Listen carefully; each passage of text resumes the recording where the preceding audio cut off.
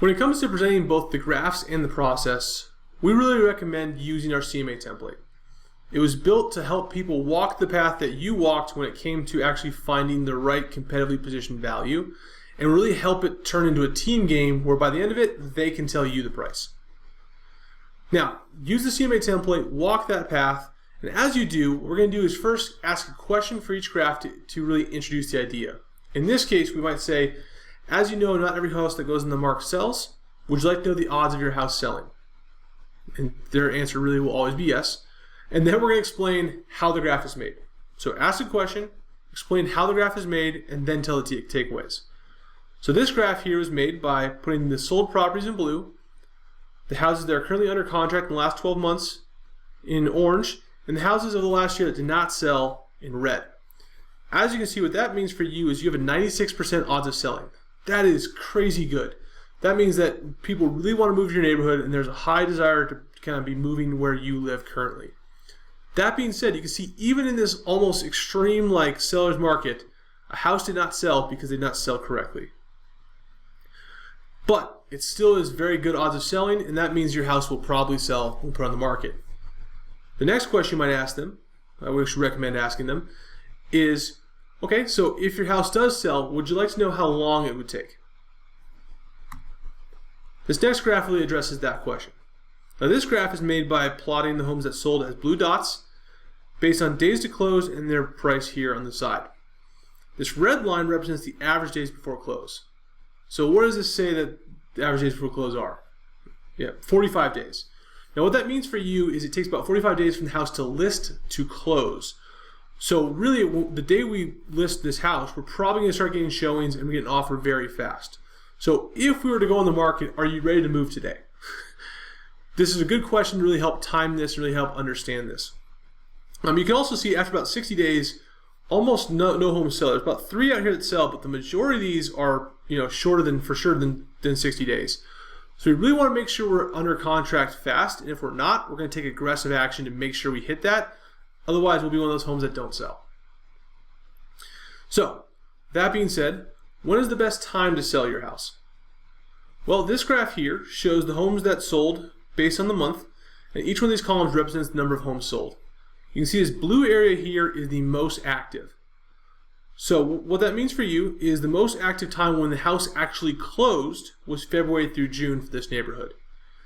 So, that being said, today is, and then you say whatever the date is, and you say, based on that 40 days average time to close, that puts us either in the window or out of the window. And have that discussion of saying, okay, like this is the best time, we need to get on the market right now.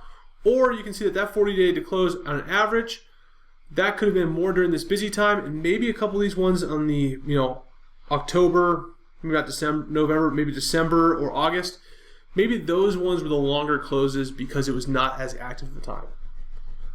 Go ahead and address that and then introduce the next question. Basically asking, okay, so if you're ready to move today and you want to get your house sold, would you be okay selling for full market value? They would ask, depends, right, what market value is. And that introduces the next graph, which was the scattergram. Now this graph, again, how it's made is by plotting the blue dots based on, in this case, 12 square feet, and the property price on the left. And this red line here we call the fair market value line. Now this is a trend line that really represents the actual value of your home. Now looking at the ones that are close to your square footage, as well as this one that's above the line, we're going to identify a couple key features of outliers and then similar sized properties. They're going to walk through this process, find out what they share about the house and what's different. Then you're going to introduce the idea of the buyer's eye and the idea of looking at a price range to really get the good competition. Then you're going to discuss the pond, again with a question saying, would you like to know if the market is in your favor or is favoring buyers? Introducing this, explaining how it's made and the key takeaways from it. Then we're going to move into positioning scattergram, again asking that question of, would you like to see how you stack up against the competition? Then discuss how it's made, and the main takeaways or other patterns you see in this that you put on your graph. Then at the end of all of this, You're going to have this discussion talking about the idea of pricing on a bridge or a number that these multiple buyers searching for will share. And then ask your customer to fill this out. This is not for you to fill out, this is for them. Saying, based on all the information provided, what do you expect our list price to be the fair market value? And have them answer that question and be the ultimate decision maker. You're their guide, they're the decision maker. You can lead them to water, they have to drink it. But as far as this presentation goes, it's very simple. It's introduce the graphs with a question, talk about how the graphs are made, talk about the takeaways, and then guide them to the right general idea, talk about the idea of bridge pricing as well, and then have them and ultimately tell you what the answer is here. Now, this is obviously kind of a quicker run through this whole process, but to see more in depth of this whole process, that you fully understand the new CMA, how to identify these patterns, how to really make sure you position correctly, and you understand the ranges from this pricing scattergram, check out the new CMA Mastery class that's included in your subscription under the online courses tab.